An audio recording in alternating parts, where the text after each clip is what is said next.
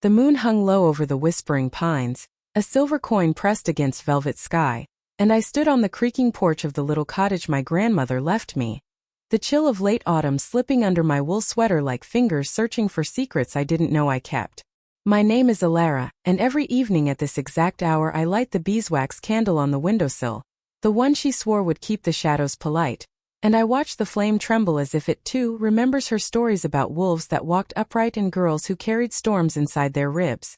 Tonight the candle flared higher than usual, painting the frost-laced glass with gold, and I felt the familiar ache of being the last living soul in a village that crossed itself whenever my shadow crossed the lane.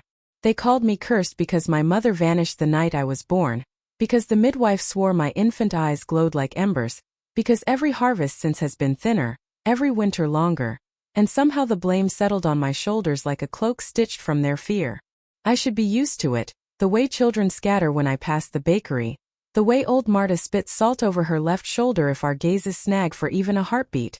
Yet the loneliness still stings, sharp as the pine needles crunching beneath my boots.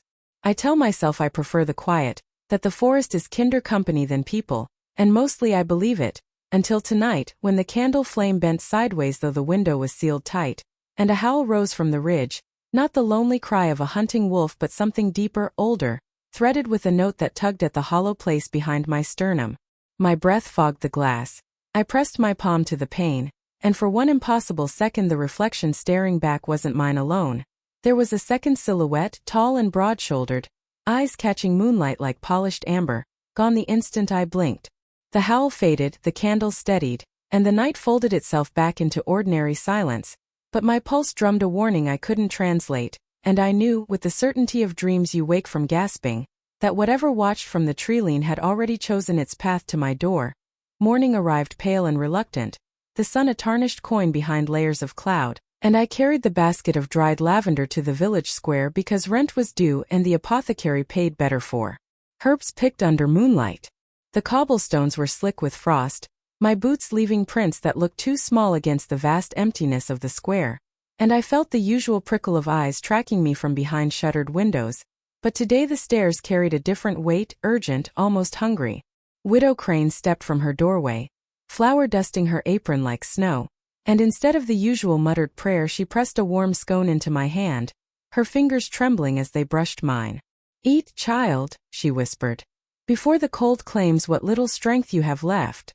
I thanked her, startled by the kindness, and when I bit into the scone the taste of honey bloomed so sweet it brought tears to my eyes. Tears that had no business being there. All day the world tilted in small impossible ways. The blacksmith's hammer rang in a rhythm that matched my heartbeat. The ravens wheeling overhead formed a perfect circle before scattering, and every reflective surface, shop window, rain barrel, the polished lid of the baker's tray, showed me for a fraction of a second with antlers of shadow branching from my temples. By dusk I fled to the forest path, needing the hush of pine needles to steady me. And there, where sunlight slanted through branches like cathedral windows, I found a single white rose blooming impossible in November, its petals edged with frost that refused to melt beneath my touch.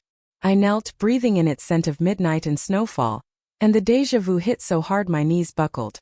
I had stood in this exact spot before, wearing a cloak of silver fur, while a voice like velvet thunder promised I would never be alone again.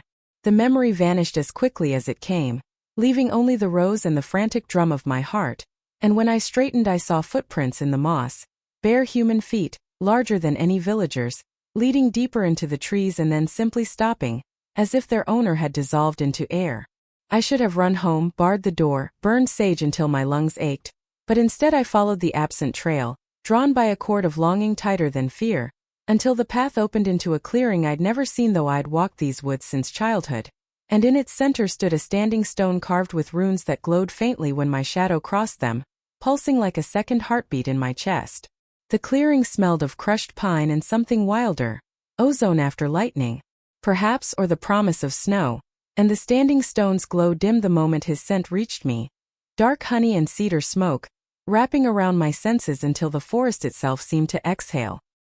He stepped from the tree-line as if the shadows birthed him, tall enough that the lowest branches brushed his hair, and though twilight cloaked the details of his face I felt the weight of his gaze like warm fingers tilting my chin. "You found the Heartstone," he said, voice low and rough as river stones tumbling, and every word landed inside me with the precision of an arrow finding true center. I should have been terrified, stranger, forest, night falling, but my fear felt distant, muffled beneath a tide of recognition that made my ribs ache. I didn't mean to trespass, I managed, clutching the white rose like a talisman, and he tilted his head, studying me with an intensity that stripped away years of practiced solitude. You cannot trespass where you are expected, little Stormbringer. The endearment should have sounded mocking.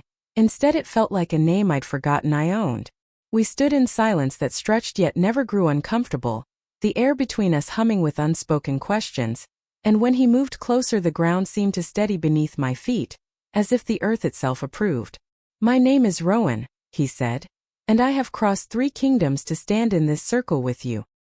His hand lifted, not quite touching mine, palm open in invitation rather than demand, and the heat radiating from his skin chased the autumn chill from my bones.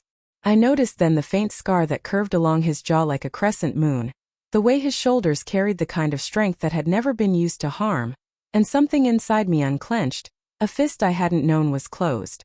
Why me? I whispered, the question trembling with every doubt the village had ever planted, and his smile was slow, sad, luminous. Because the moon chose you before you drew breath, and I? He stopped, jaw tightening as if the rest cost too much, then finished softly. I am bound to honor her choice. The runes on the stone flared once, bathing us in silver, and in that light I saw the truth shimmering in his eyes. He feared me as much as he wanted me, and the realization tasted like the first sip of summer wine.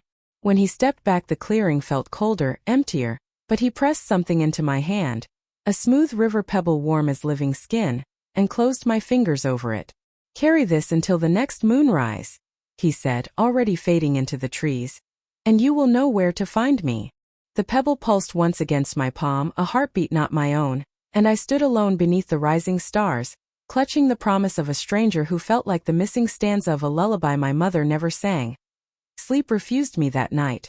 The pebble beneath my pillow thrummed like a captured bee, and every time I drifted near dreams I saw Rowan's silhouette against the standing stone, felt the ghost of his almost touch on my wrist.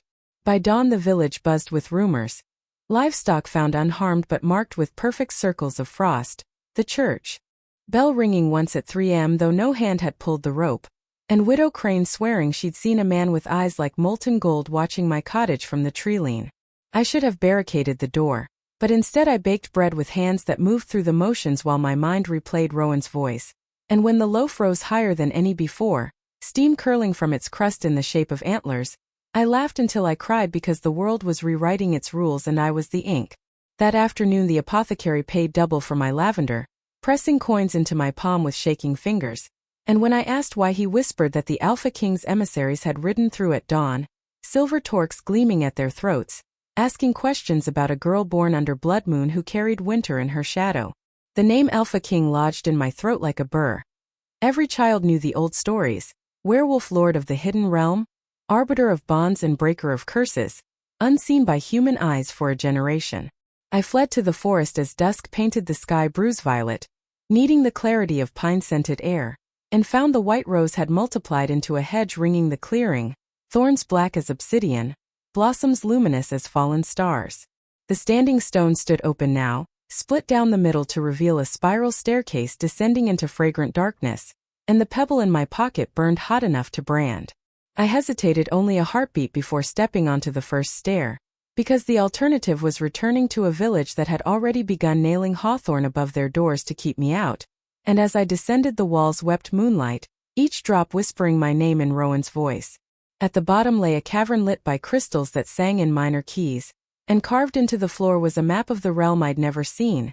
Yet every river, every mountain felt familiar, as if I'd walked them in another life. When I touched the crystal marking my village the map flared, and suddenly I understood. The thinning harvests, the endless winters, the fear that clung to me like damp wool, all symptoms of a curse older than the cottage, older than my grandmother's grandmother, and I was the lock, the key, the door. The realization hit harder than any fist. I sank to my knees among the singing stones, and the pebble cooled in my hand, spent. Somewhere above, wolves began to howl in perfect harmony, and I knew without doubt that Rowan waited at the top of the stairs, ready to offer me a choice that would unravel everything I thought I knew about being cursed. Rowan caught me as I stumbled up the final stair, arms steadying me with the effortless strength of someone who had carried heavier burdens than a trembling girl, and the cavern's song faded behind us, leaving only the hush of our breathing. "You weren't meant to see the map yet," he murmured against my hair, regret roughening his voice, but he didn't let go, and I found myself leaning into the solid warmth of him because for the first time in 21 years someone held me without flinching. We walked the forest paths by starlight, his hand never leaving mine, and he spoke of small things first, the way pine resin stuck to fingers like guilty secrets, the owl that nested in the hollow oak and judged all passers-by, until the words between us flowed easy as creek water. When I asked why the village feared me, he listened without interrupting, amber eyes reflecting fireflies, and when I finished he brushed a thumb across my cheek, catching a tear I hadn't realized fell. "They fear what they need," he said simply, "and you, Ilara, are the storm that ends drought." The honesty in his voice cracked something open inside me. I told him about the candle my grandmother lit, the scone from Widow Crane, the antler-shaped steam, every small miracle I'd hoarded like pressed flowers, and he listened as if each word was a prayer. At the edge of the pine grove he built a small fire with a snap of his fingers, real fire, blue-hearted and scentless, and we sat shoulder to shoulder while he explained that the Alpha King's court lay beyond a veil thinned only by blood moon, that my curse was no curse but a binding, that every generation one girl was born to carry the realm's balance in her heartbeat. "And you?" I asked, voice small. "What are you to this story?" He stared into the flames long enough that I thought he wouldn't answer, then turned to me with raw wonder. "I am the king's second son, oath sworn to find the stormbound before the veil tears, but the oath never warned me I would find my heart instead." The confession hung between us, fragile as frost, and when I leaned in to rest my forehead against his, the fire flared high, painting our shadows entwined on the trees. We spoke until the stars wheeled overhead, trading childhood fears and secret hopes, and when dawn pinked the horizon he walked me to the cottage door, pressing a kiss to my knuckles that felt like sealing a vow. "Tomorrow night," he promised, "I will show you the court if you choose." I watched him melt into morning mist, the place his lips had touched tingling like nettle sting, and for the first time the curse felt less like chains and more like wings I hadn't learned to open. The next night the moon rose full and bloody, washing the forest in shades of rust and wine, and Rowan led me through a shimmer in the air that parted like silk to reveal the hidden realm, crystal spires rising from mist, wolves with silver torques patrolling marble bridges, vampires in velvet cloaks, sipping starlight from crystal goblets, and every creature bowed as we passed, murmuring stormbound, with reverence that made my skin crawl. At the heart of the citadel stood the Alpha King upon a throne of living oak, antler crown branching toward the vaulted ceiling, and his eyes were Rowan's eyes but colder, ancient as glacier hearts. "Welcome, daughter of the binding," he intoned, and the court fell silent enough to hear my heartbeat stutter. Rowan's hand tightened on mine, grounding me as the king unveiled the truth. 5 centuries ago the realm's magic began to fray, threatening to spill into the human world and drown both in chaos, so the first stormbound, a girl of my bloodline, sacrificed her mortality to become the anchor, her life force woven into the veil itself. Every generation since, the eldest daughter inherited the burden, growing stronger until the veil demanded her full surrender on her 21st solstice, which for me dawned in 7 days. "Your mother refused," the king said, voice like grinding stone, "fled with you unborn, and the tear has widened ever since. Crops fail, winters lengthen, humans and supernaturals edge toward war." I swayed, the weight of centuries crushing my ribs, and Rowan caught me before I fell, snarling at his father with a fury that shook the crystal chandeliers. "There must be another way," he roared, but the king's gaze softened a fraction. "Only if the anchor chooses a bond stronger than blood. True mate bond, sealed willingly beneath blood moon, merging 2 souls to share the burden eternally." The court gasped. Mate bonds were legend, rarer than phoenix tears, and the king's next words sliced deeper. "But the stormbound's power repels all but the one destined, and destiny has chosen my son."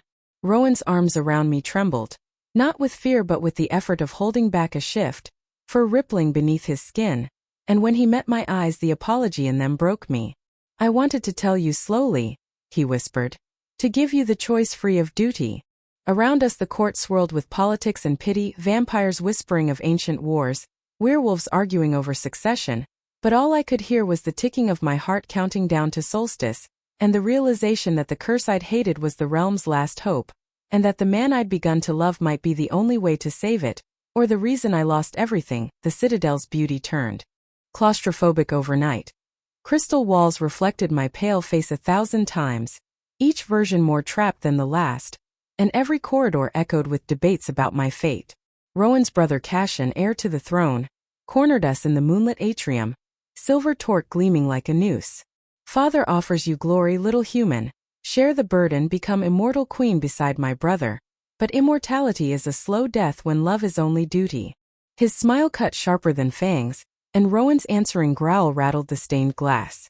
I slipped away while they argued, needing air that didn't taste of politics, and found myself in the veil chamber.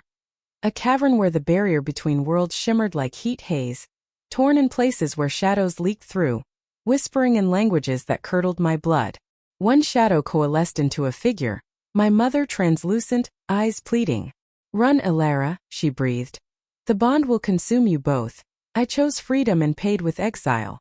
Her image frayed before I could touch her, leaving only the scent of rain on lilacs, and I stood trembling as the tear widened, frost spidering across the floor toward my bare feet. Back in the citadel, Rowan found me curled beneath a tapestry of the first Stormbound, her face eerily mine. "Cassian lies," he said fiercely. "Mate bonds are chosen, not decreed. The realm amplifies what already exists between hearts."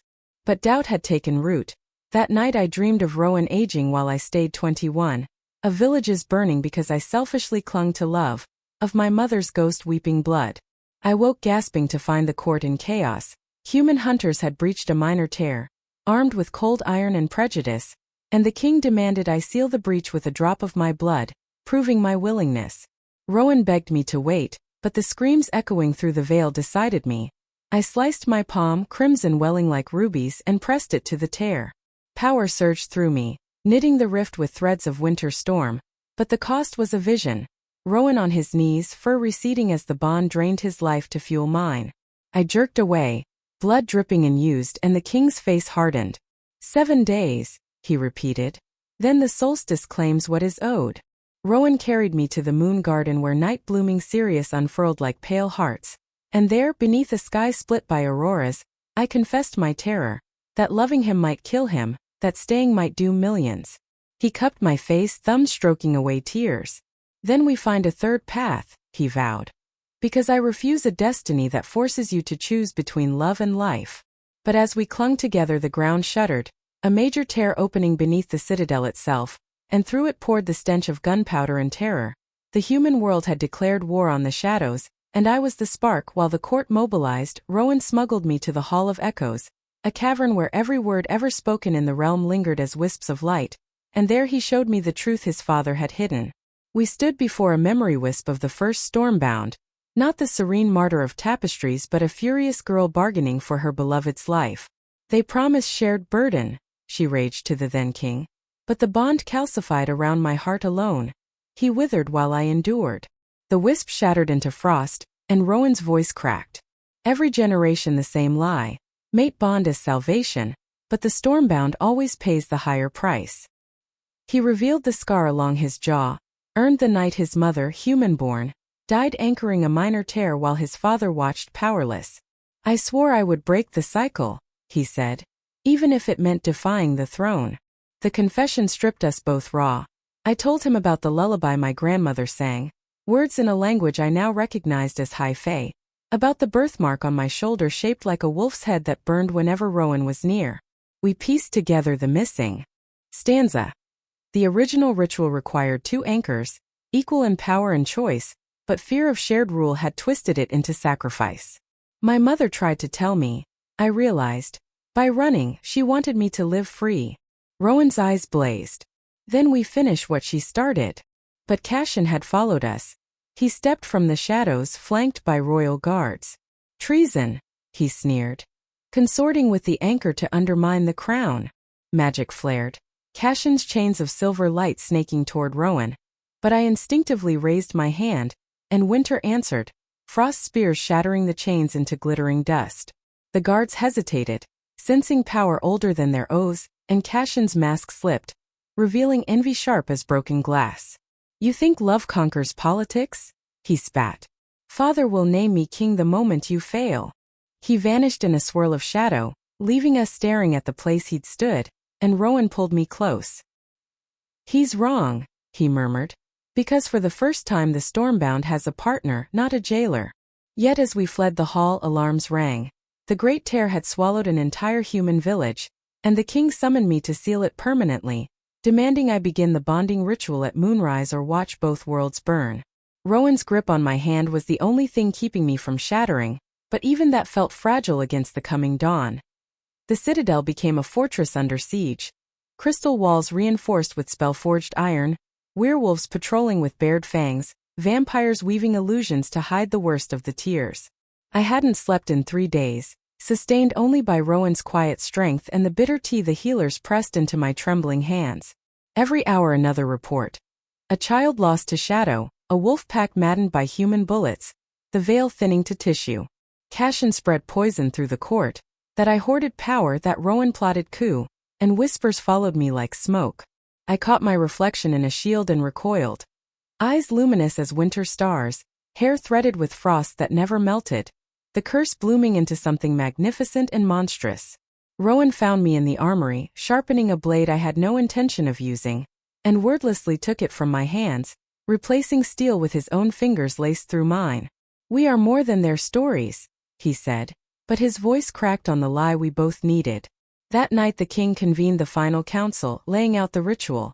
At Solstice Peak I would stand at the Great Tear, offer my heart's blood, and if Rowan spoke the bonding words the magic might split the burden. "But if your love wavers," the king warned, "the realm falls."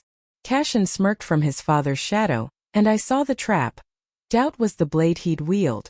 Rowan and I stole one last hour in the moon garden, serious petals falling like snow, and I confessed the terror clawing my insides, that I wasn't strong enough, that choosing him meant gambling millions of lives. He pressed his forehead to mine, breath mingling. "Then let me be your courage," he whispered and kissed me. Not the chaste brushes of before, but a claiming, desperate and tender, tasting of salt and starlight. The bond sparked between us, a golden thread visible to my new sight, but before it could settle Cashin's guards burst in, silver nets flying. Rowan shifted mid-lunge, wolf form massive and midnight black, tearing through the nets, but iron barbs laced them, cold iron lethal to fey blood, and he collapsed mid-roar, human again, blood pooling beneath him. I screamed, power exploding outward in a blizzard that encased the garden in ice, and Cashin laughed as guards dragged me away. "Without him you'll have no choice," he hissed. "The ritual proceeds at dawn alone." They locked me in the veil chamber, the Great Tear yawning like a hungry mouth, shadows writhing with faces of the lost. I pounded on the crystal door until my fists bled, calling for Rowan, but only echoes answered, and despair settled heavy as winter. Then through the tear my mother's ghost appeared again, stronger now, reaching with translucent hands. "The bond isn't only his to give," she said. "It was always yours to claim. Break the lie, daughter, or we all pay forever."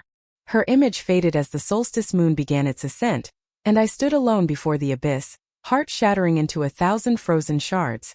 The chamber doors exploded inward at moonrise, Rowan staggering through supported by loyal wolves, fur matted with blood but eyes blazing defiance. "Iron can't hold what love forges," he rasped, and the wolves shifted to men and women who knelt before me, not the king. Cashin followed with the royal guard, face twisted in triumph that faltered when he saw the thread of gold pulsing between Rowan and me, brighter now, fed by desperation. The king entered last, antler crown askew, and for the first time uncertainty shadowed his face. "The ritual begins," he declared, but Rowan stepped forward, voice steady despite the tremor in his limbs. "No. We end the cycle tonight." He turned to me, dropping to one knee amid the swirling shadows. "Alara, daughter of storms, I offer my life not as sacrifice but as equal. Freely, fully, without reservation. Will you share this burden? Not because destiny demands but because our hearts choose." The golden thread flared, wrapping us both, and I felt his pain, his hope, his love like sunlight breaking through blizzard. Tears froze on my cheeks as I knelt opposite him, taking his bleeding hands. "Yes," I whispered, and the word cracked the chamber's crystal floor, light pouring upward. Cashin lunged, dagger of cold iron aimed at Rowan's heart. But the wolves intercepted, loyalty shifting like tide. The king raised a hand to stop the fight, eyes fixed on the veil, shadows retreating from our joined light, the tear knitting with threads of gold and frost. Impossible, he breathed, but wonder replaced command. Cashin screamed denial, shifting to wolf midair. Fangs bared for my throat, and time slowed. Rowan rising to meet him, my power surging unbidden. Winter storm meeting summer lightning in a maelstrom that froze Cashin mid-leap, encasing him in ice that reflected his snarl eternally. The backlash hurled Rowan and me apart, the golden thread stretching thin, and as I crawled toward him through shattering crystal the veil buckled, threatening to swallow the citadel whole. Together, Rowan shouted, reaching, and our fingers met just as the solstice moon reached zenith, the bond snapping into place like lock-finding key. Power balanced, his warmth melting my frost, my storm grounding his fire, and the tear sealed with a sound like glaciers calving, light exploding outward to bathe both realms in dawn that had no right to exist at midnight. But the cost hit a heartbeat later. The original curse, denied its sacrifice, lashed back, tendrils of shadow wrapping my heart, trying to claim me alone. Rowan roared, pouring his essence through the bond to shield me, and I felt him fading, life force bleeding into the seal. No! I screamed, reversing the flow, shoving my own power back until we hung suspended in equilibrium.